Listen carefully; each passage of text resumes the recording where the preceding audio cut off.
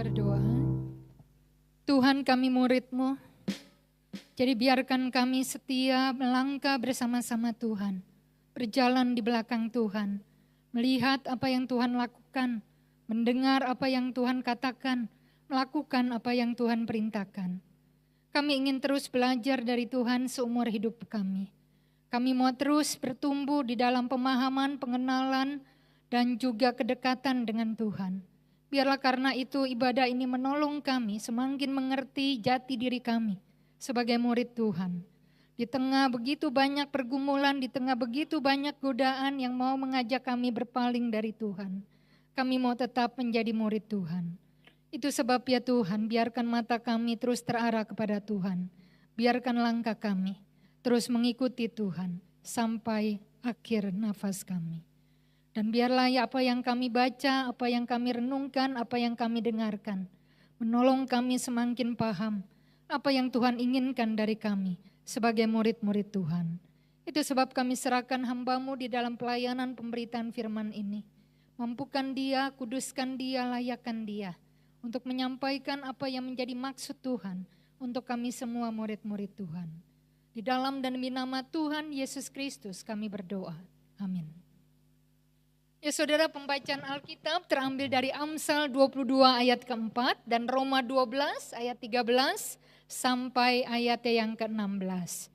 Demikian Amsal 22 ayat yang keempat. Bagi yang sudah ketemu kita baca bersama-sama ayat ini. Ganjaran kerendahan hati dan takut akan Tuhan adalah kekayaan, kehormatan, dan kehidupan. Lalu dari Roma 12 ayat 13 sampai 16 saya akan bacakan. Bantulah dalam kekurangan orang-orang kudus dan usahakanlah dirimu untuk selalu memberikan tumpangan. Berkatilah siapa yang menganiaya kamu, berkatilah dan jangan mengutuk. Bersukacitalah dengan orang yang bersukacita dan menangislah dengan orang yang menangis. Hendaklah kamu sehati sepikir dalam hidupmu bersama. Janganlah kamu memikirkan perkara-perkara yang tinggi, tetapi arahkanlah dirimu kepada perkara-perkara yang sederhana. Janganlah menganggap dirimu pandai. Demikian pembacaan firman Tuhan, yang bahagia mereka yang mendengar dan melakukannya. Ya saudara, tema hari ini walking in humility. Coba saudara lihat kanan kiri saudara. Kira-kira siapa sosok orang yang sudah melakukan tema hari ini? Siapa orang yang menurut saudara sudah berjalan dalam kerendahan hati? Ada yang sudah ketemu orangnya? Udah lihat kanan kiri belakang? Atau ada yang merasa sudah melakukan tema hari ini? Ada enggak yang ketemu sosok yang rendah hati itu? Ini kan menjadi karakter yang diutamakan di UKI kan? Nomor 1 nih ditaruhnya rendah hati kan?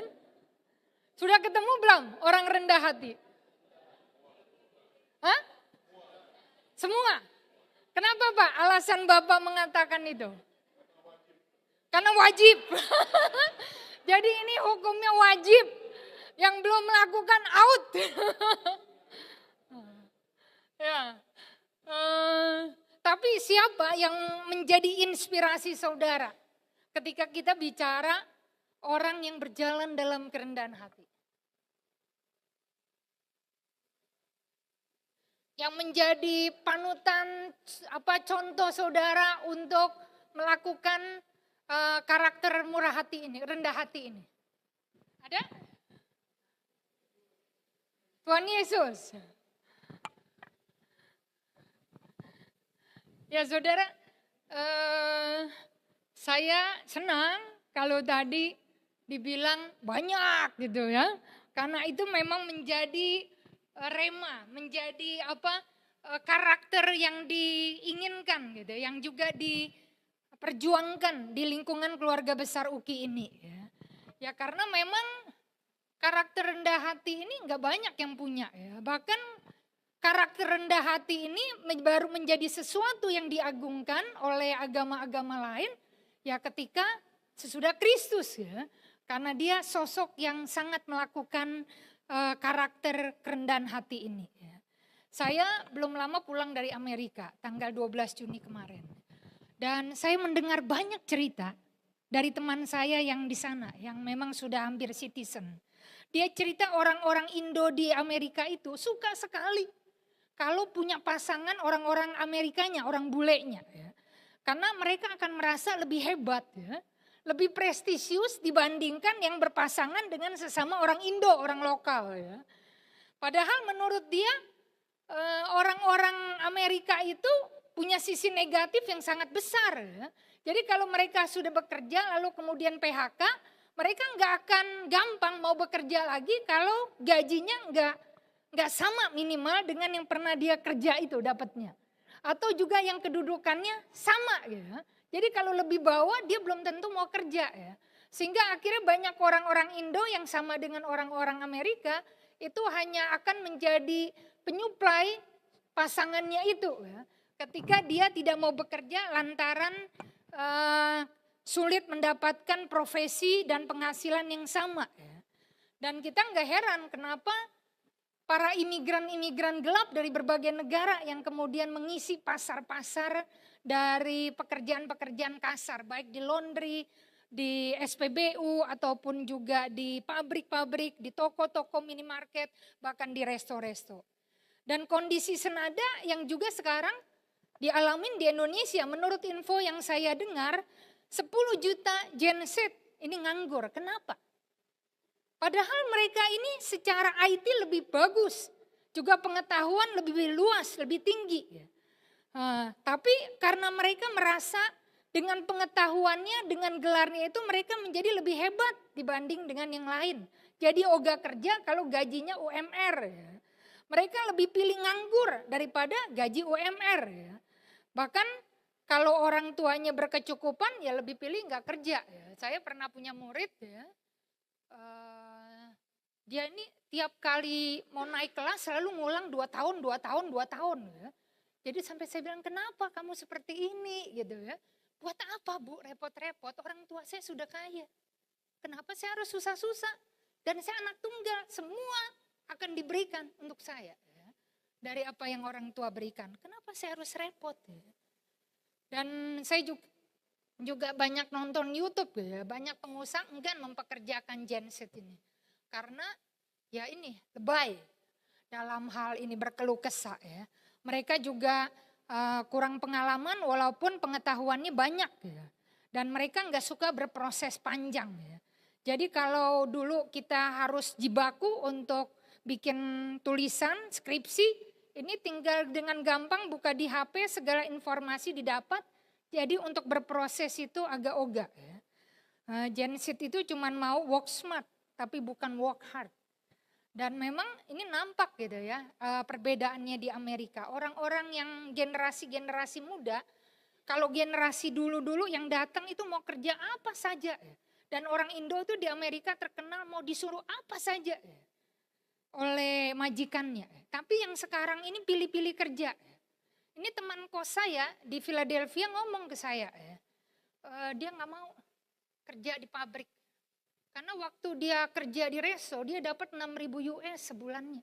Di pabrik cuma 2.000 US. Terus saya harus berdiri berjam-jam kerja di pabrik, ngapain? Saya hanya akan mencari kerja-kerja di resto yang bisa memberikan saya gaji minimal 5.000 US ke atas per bulannya. Ya saudara, mungkin role model ini yang melanda para politisi muda negara kita. Karena sekarang kan orang gak mau berproses ribet ya. Mereka mau hasil yang cepat ya.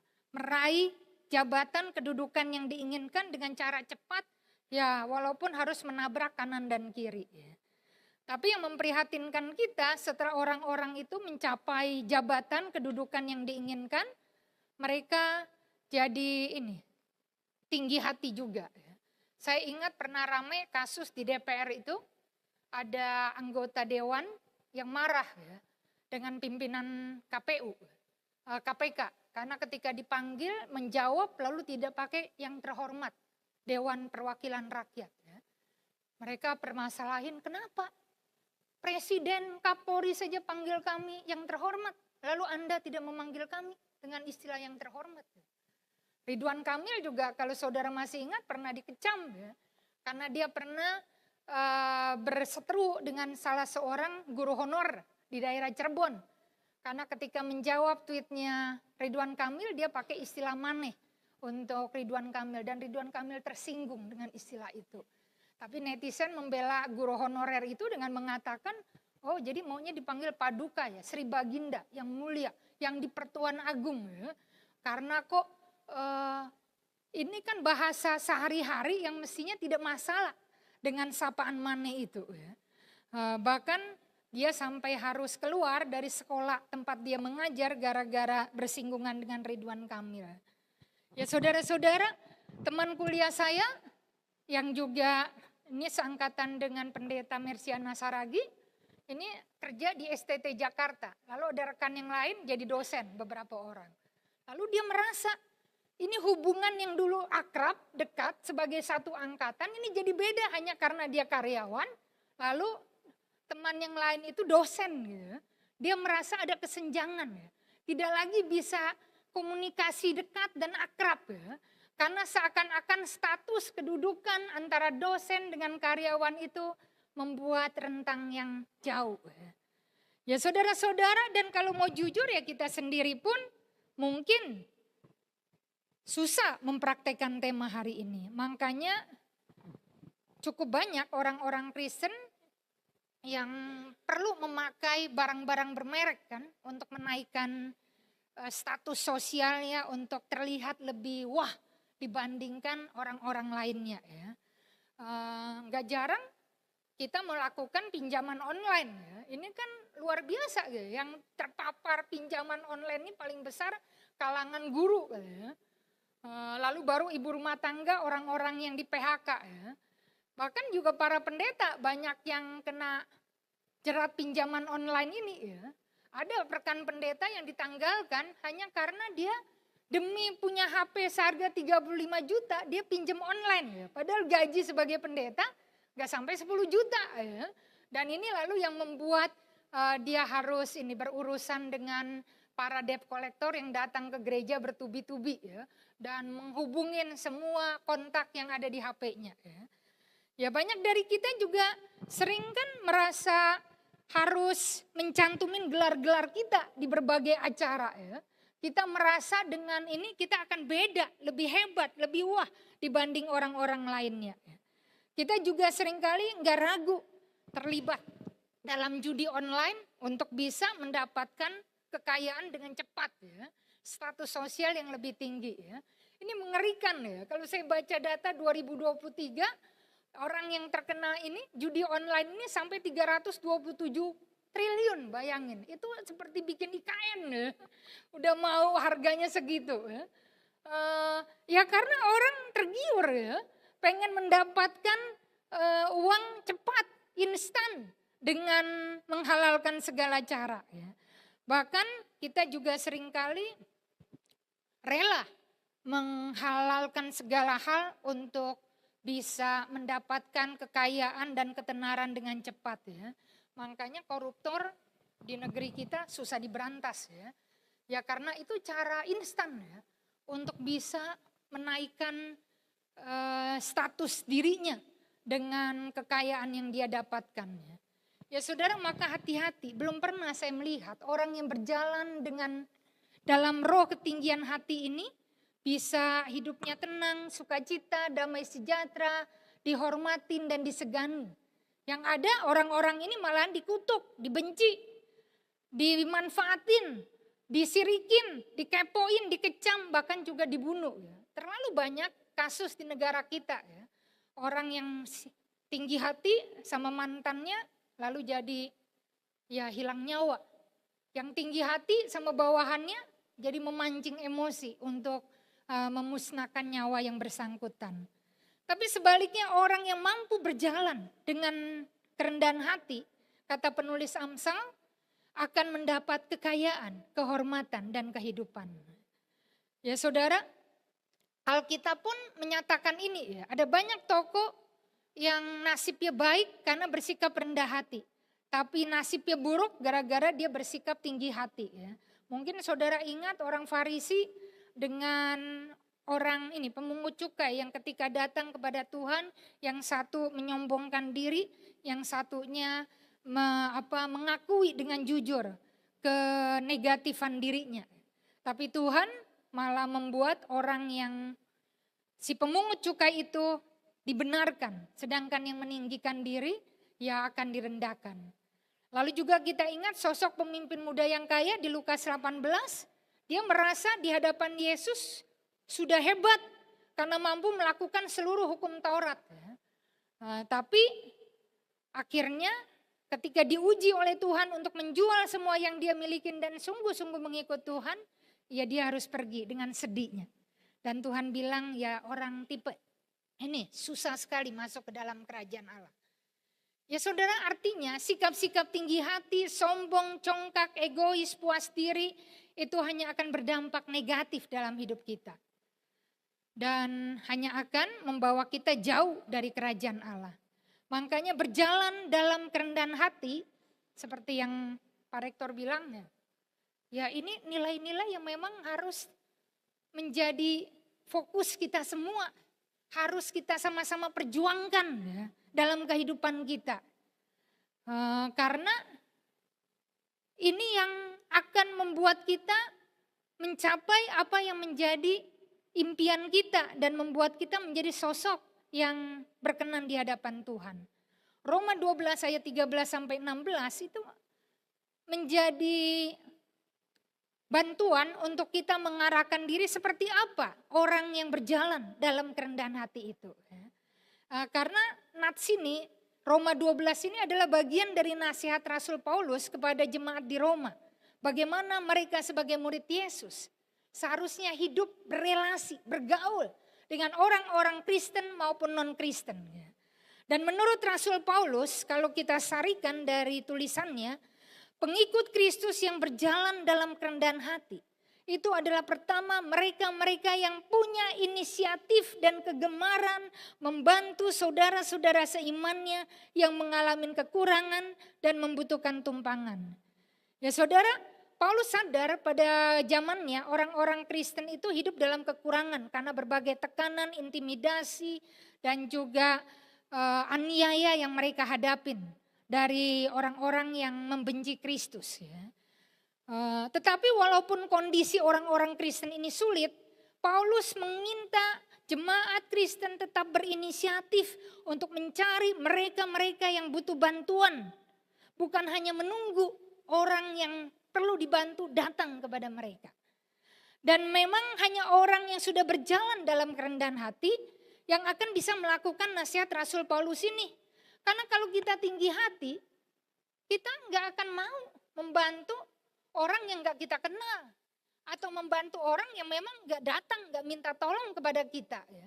Atau membantu orang yang tabiatnya menyebalkan kita. Ya. Hanya orang yang punya karakter rendah hati yang akan bisa menolong siapapun yang membutuhkan pertolongan itu akan ditolong. Lalu juga kalau menurut nats kita, orang yang berjalan dalam kerendahan hati itu adalah orang-orang yang tetap mau memberkatin orang-orang yang sudah menganiaya dirinya. Ya saudara, zaman itu orang Kristen hidup sangat susah. Kenapa pada zaman itu muncul simbol-simbol Kristen?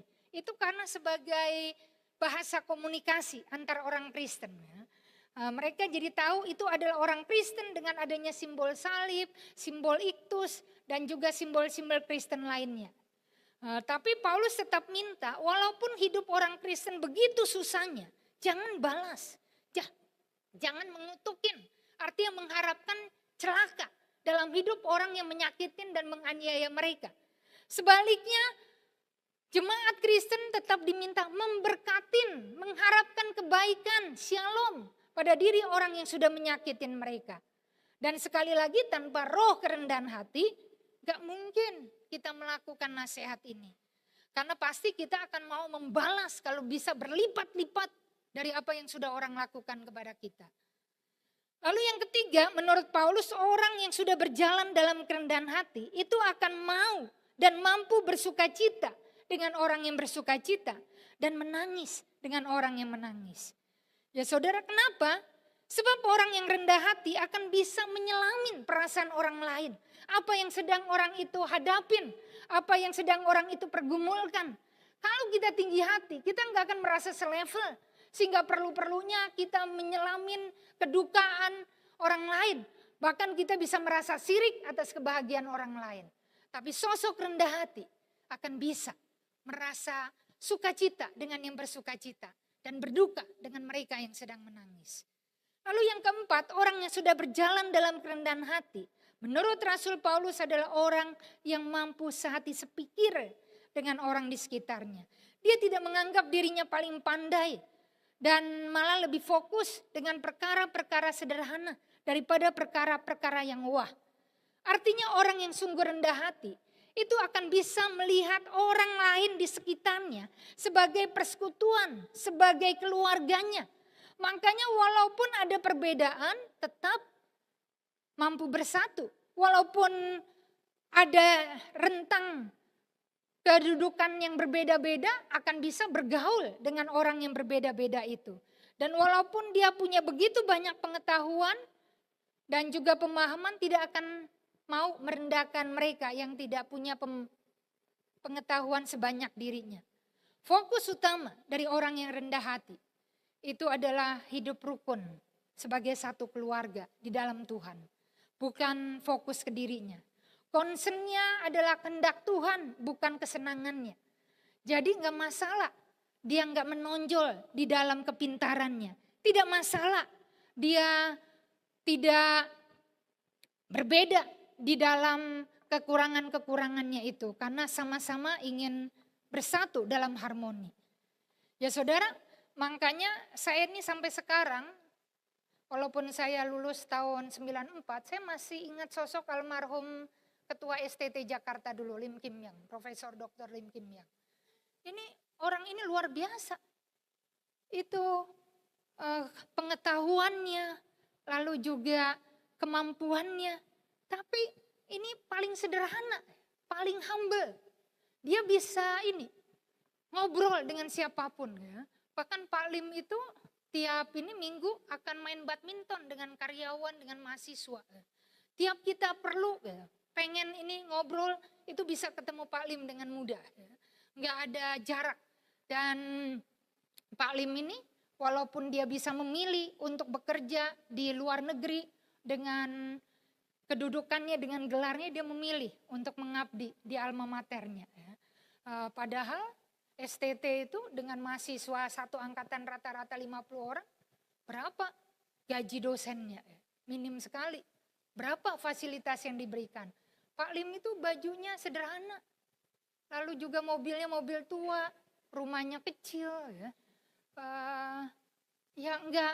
Sangat enggak sepadan dengan kualitas dirinya. Makanya tiap mengenang sosok Lim Kim Yang, saya ingat kerendahan hatinya ini ya, yang memilih untuk mengabdi, melayani, untuk melatih, mendidik calon-calon pendeta di berbagai daerah dibanding dia mencari kehormatan, kekayaan atau kesenangan dirinya sendiri. Ya saudara, mari catat baik-baik. Orang yang berjalan dalam kerendahan hati itu orang yang tidak merasa tinggi walaupun dia berkuasa dan tidak merasa rendah ketika dia dihina dan disepelekan. Orang yang berjalan dalam kerendahan hati tidak merasa dirinya paling pintar. Walaupun lulus dengan cum laude, summa cum laude, walaupun banyak gelarnya, walaupun banyak buku yang dibacanya, pengetahuannya. Maka dia gak akan merendahkan orang lain hanya karena tidak dapat kesempatan untuk menempuh pendidikan yang sama dengan dirinya. Orang yang berjalan dalam kerendahan hati tidak merasa paling baik hanya karena dia suka dan sering membantu orang-orang di sekitarnya. Dia juga tidak merasa perlu meninggikan diri dengan merendahkan orang lain. Dia tidak merasa tersaingin oleh kelebihan-kelebihan yang orang lain dapatkan dalam hidupnya. Orang yang berjalan dalam kerendahan hati itu orang yang mampu berucap, di atas awan masih ada awan. Orang yang berjalan dalam kerendahan hati itu akan sanggup berdoa kepada Tuhan. Berilah kami, ampunilah kami, lepaskanlah kami, jangan bawa kami. Karena dia tahu dengan kemampuannya gak mungkin dia bisa melakukan apa yang dia doakan itu. Orang yang berjalan dalam kerendahan hati akan sadar siapa dirinya dan siapa Tuhannya. Makanya dia mengakui seperti Yohanes, membuka tali kasutnya pun aku tidak layak. Saya pernah ke Israel ya, dan di tempat diduga Yesus dilahirkan itu ada bintang Daud. Ya. Orang harus berlutut, harus untuk bisa melihat bintang itu. Ya karena memang filosofinya hanya orang yang bisa merendahkan diri yang akan bisa mengaku Yesus, bayi Yesus sebagai anak Allah. Saudara, orang yang berjalan dalam kerendahan hati akan lebih merasa bahagia kalau Tuhan makin besar sedangkan dirinya makin kecil. Maka dia tidak tertarik untuk membangun monumen-monumen spektakuler yang akan membuat orang selalu mengingat kehebatannya, prestasinya, kemampuannya, kekuasaannya. Orang yang berjalan dalam kerendahan hati akan lebih mengejar kemuliaan Tuhan daripada kemuliaan dirinya. Akan lebih mencari yang menjadi kehendak Tuhan daripada kesenangan dirinya. Itu sebab menurut saya ketika kita menjadi seorang mahasiswa ya, kita bukan hanya sekedar cari ilmu supaya nanti akhirnya saya bisa kerja yang wah lalu dapat gaji yang tinggi ya. Mestinya orang mahasiswa yang berjalan dalam kerendahan hati itu akan lebih mencari apa yang bisa ia perbuat untuk memberkati orang lain dengan ilmu yang dimilikinya. Dosen yang berjalan dalam kerendahan hati itu tidak akan memikirkan pokoknya saya sudah ngelakuin tugas. Apa segala ini kurikulum saya sudah penuhin, target-target sudah saya capai. Tapi dia akan memikirkan apa yang harus dia transfer, apa yang harus dia ubah pada mahasiswanya. Supaya mahasiswa itu selain memahami ilmu yang dia kuasain, itu juga memahami dengan benar apa yang menjadi firman Tuhan, apa yang menjadi harapan Tuhan dalam kehidupan mahasiswanya. Pimpinan yang berjalan dalam kerendahan hati. Tidak hanya sekedar berupaya untuk meraih prestasi demi prestasi ya, dalam yayasan yang dipimpinnya. Tapi dia akan berupaya ya, bagaimana supaya yayasannya ini ya, bisa menjadi contoh yang positif bagi yayasan lain. Sehingga akhirnya roh yang positif itu menular ya. Ya saya sangat senang ya ketika banyak kampus pada waktu melihat ada banyak hal yang gak benar di dalam pemerintahan lalu bersuara. Ramai-ramai bersatu menyuarakan nilai-nilai yang dianggap kebenaran. Ya walaupun mungkin hasilnya tidak seperti yang kita harapkan ya. Itu hanya dianggap angin lalu, suara yang berseru-seru di gurun. Tapi ini memberikan catatan sejarah di masyarakat ya. Bahwa para akademisi tidak tinggal diam ketika negara dibawa ke arah yang tidak diinginkan ya, yang keliru ya. Sehingga para akademisi bersuara mengingatkan apa yang harusnya menjadi nilai yang prinsip yang harusnya dikejar dan ditanamkan di dalam benak para pemimpin di negeri ini. Ya saudara-saudara, orang yang berjalan dalam kerendahan hati itu akan berusaha agar orang menghormatin dia bukan karena umurnya, bukan karena jabatannya, bukan karena gelarnya. Tapi karena hal-hal benar yang dilakukannya di dalam kehidupannya ini. Saya makanya sangat bersyukur kepada Tuhan dengan ibu yang Tuhan berikan dalam keluarga kami. Itu mama saya itu ketika papa saya usahanya tidak berjalan dengan lancar sebagai kontraktor, lalu mama tampil. Ini ada 9 anak yang harus dikasih makan, 9 anak yang harus sekolah.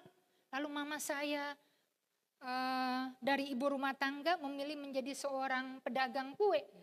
Dengan kemampuannya dia menjual kue-kue lebaran Natal, tiap hari dia jualan bika Ambon, arem-arem dan dibawa ke pasar ke tukang-tukang kue ya.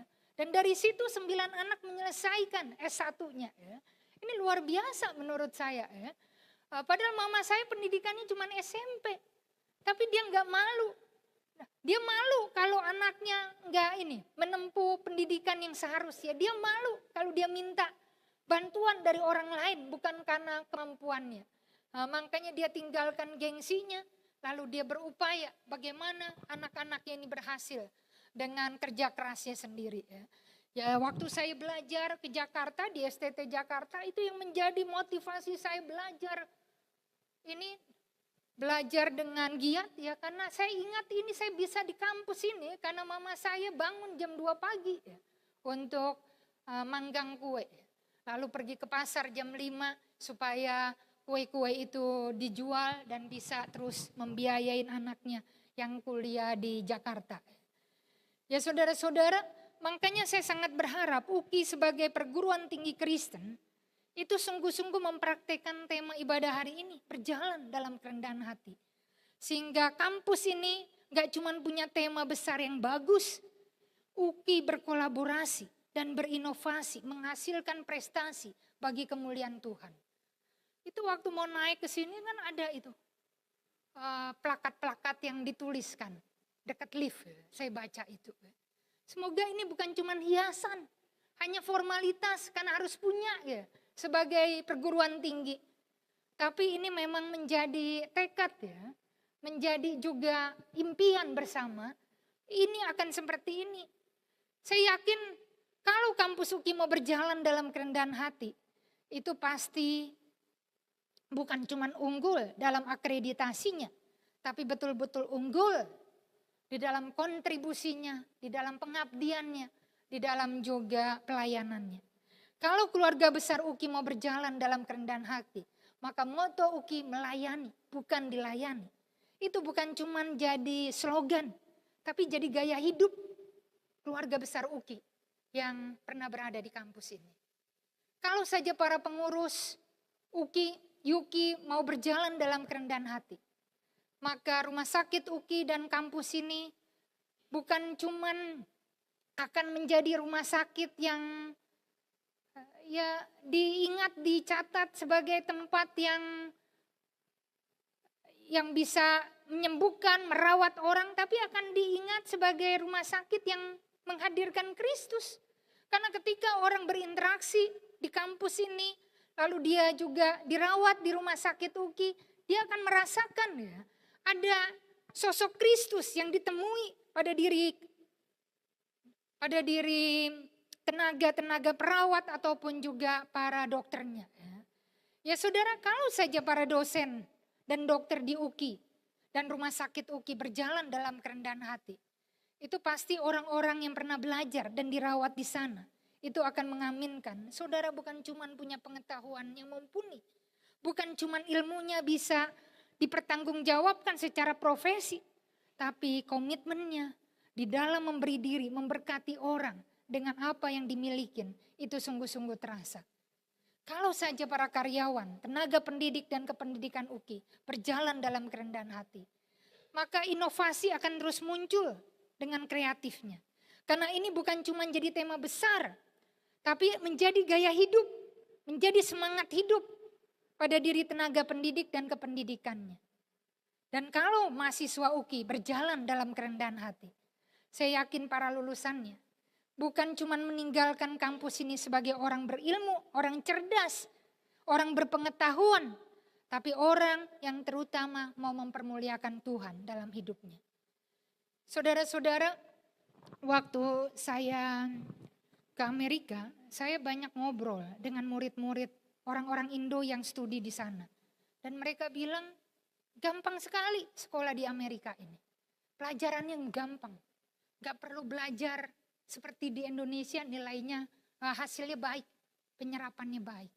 Juga hal yang sama ketika saya di Australia. Itu orang-orang mengatakan gampang sekali. Kenapa? Karena di Indonesia sudah dilatih dengan begitu banyak tugas, begitu banyak mata pelajaran, begitu banyak ini kan, hafalan-hafalan. Jadi ketika mereka kuliah di Australia, lalu juga sekolah di Amerika, ini remeh, ini sederhana ya.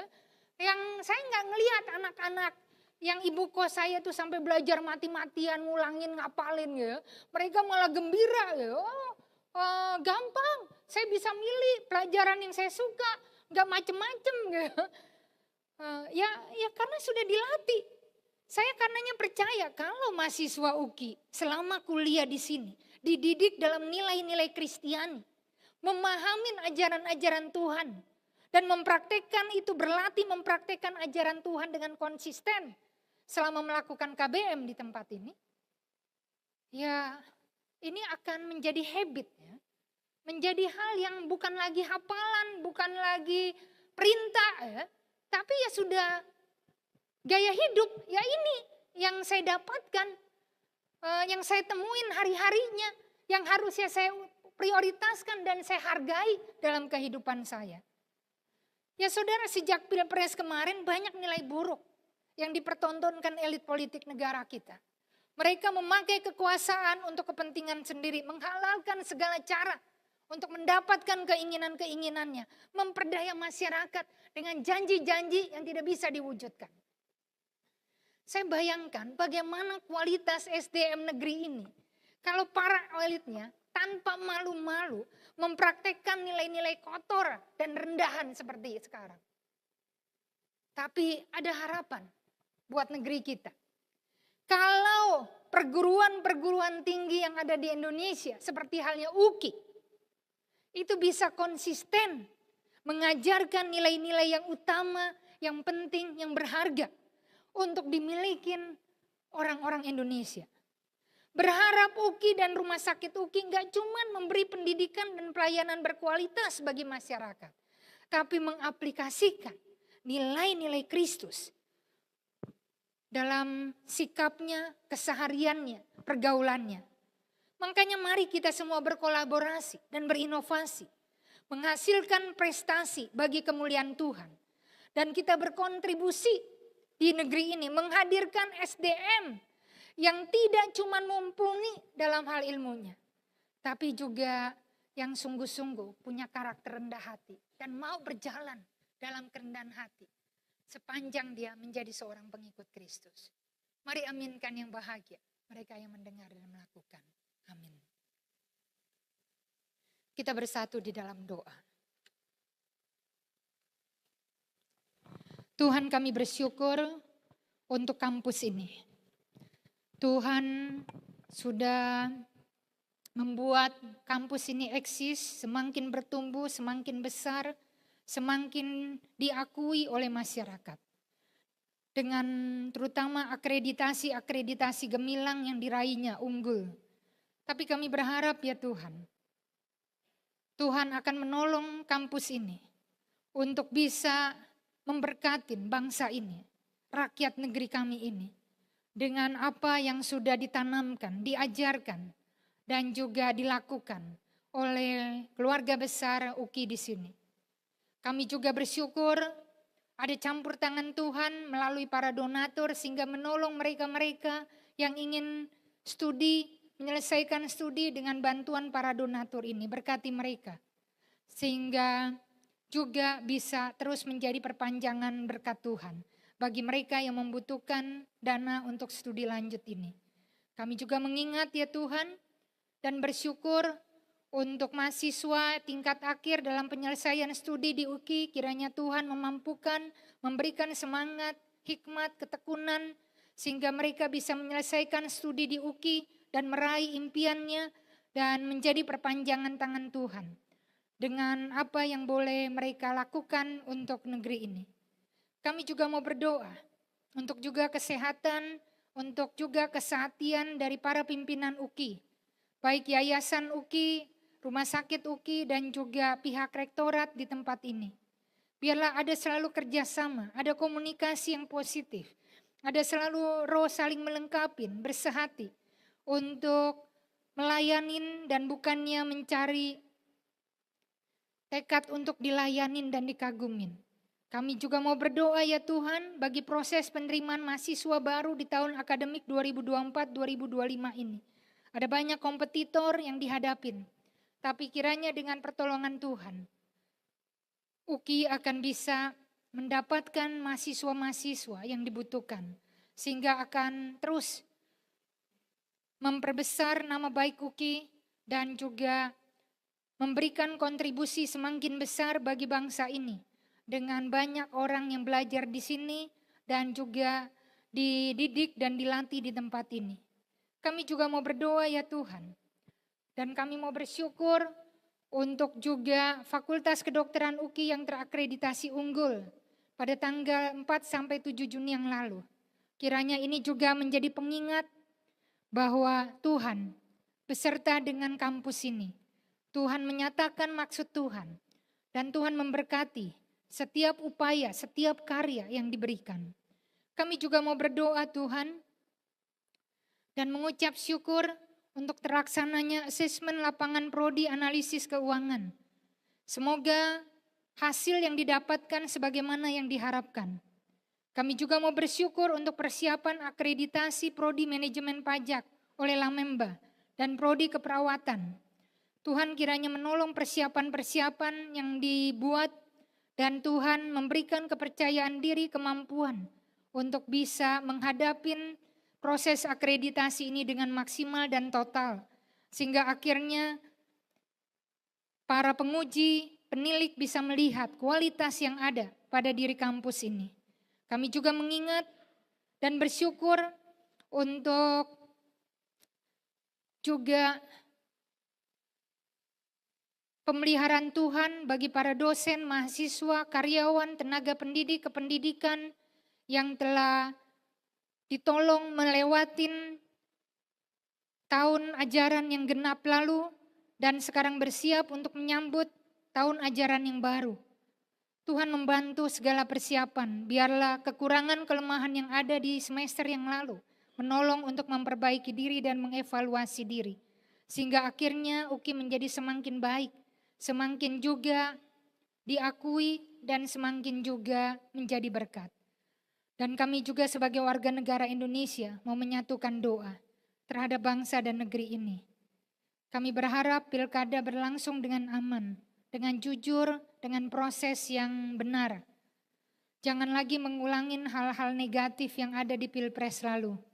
Kami berharap semua orang yang ambil bagian dalam pilkada ini sungguh-sungguh mengedepankan untuk melihat proses yang benar, bukan hanya mencapai hasil seperti yang diinginkan.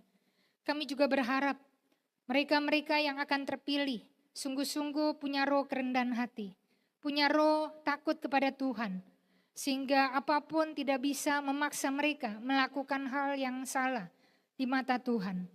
Dan kiranya jabatan, wewenang, kedudukan mereka sungguh-sungguh dijalankan sesuai dengan tanggung jawabnya, amanatnya, untuk bisa membuat negeri ini menjadi semakin diberkati Tuhan dan baik di mata Tuhan.